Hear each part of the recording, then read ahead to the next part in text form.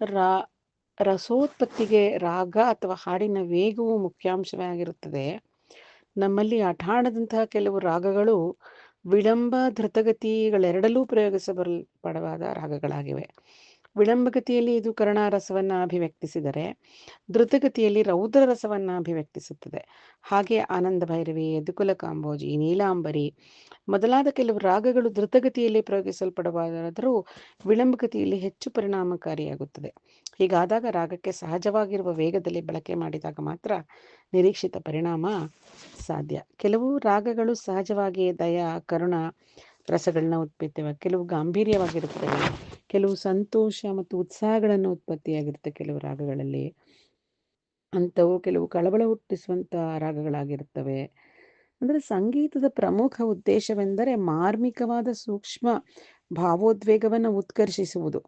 ಅಂತೆಯೇ ಸಂಗೀತವು ಶ್ರಾವಕನನ್ನು ಎಂದಿಗೂ ಅತಿರೇಕಕ್ಕೆ ಒಯ್ಯುವುದಿಲ್ಲ. ಅಂಥ ನಿರ್ದಿಷ್ಟ ಸನ್ನಿವೇಶದಲ್ಲಿ ಶ್ರಾವಕನು ಒಂದಾಗಿ ನಿಲ್ಲುವುದರಿಂದ ಇದನ್ನು ಚಿತ್ತ ಸಂವಾದ ಅಂತ ಹೇಳ್ತಾರೆ.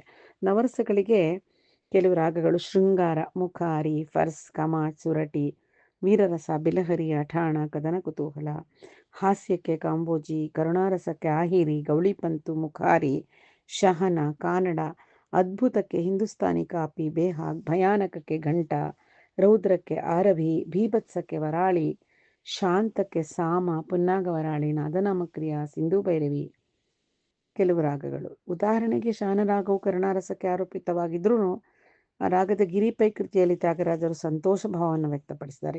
ಇದೇ ರೀತಿ ಅಠಾಣದಲ್ಲಿ ವೀರರಸ ಪ್ರಧಾನವಾದ್ರೂ ರಾದು ಕರುಣಾರಸವೇ ಪ್ರಧಾನವಾಗಿದೆ. ಸಾವೇರಿಯ ರಾಮಬಾಣ ಕೃತಿಯು ರಾಮನ ದೃಢತೆಯನ್ನು, ಯುದ್ಧರಂಗವನ್ನು ವಿಶದವಾಗಿ ಚಿತ್ರಿಸುವಂತಿದೆ.